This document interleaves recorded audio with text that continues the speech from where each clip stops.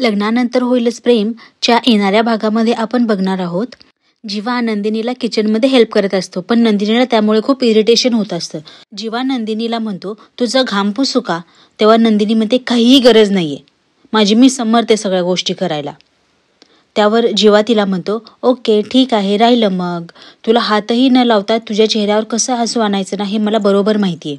आता नंदिनी फ्रीजकडे वळते आणि फ्रीजमध्ये बघून स्माईल करते. तिचं स्माईल बघून जीवालाही खूप भारी वाटतं. तोही नंदिनीकडे बघून एक स्माईल देतो. तर इकडे पिहूसाठी काउन्सलर येणार आहे ही गोष्ट रम्या पिहूच्या आईला सांगते.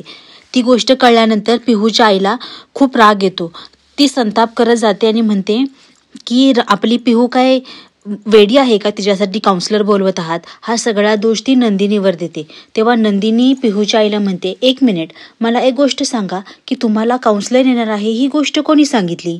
तर अशा पद्धतीने नंदिनीने रम्याची ही चोरी पकडली आहे.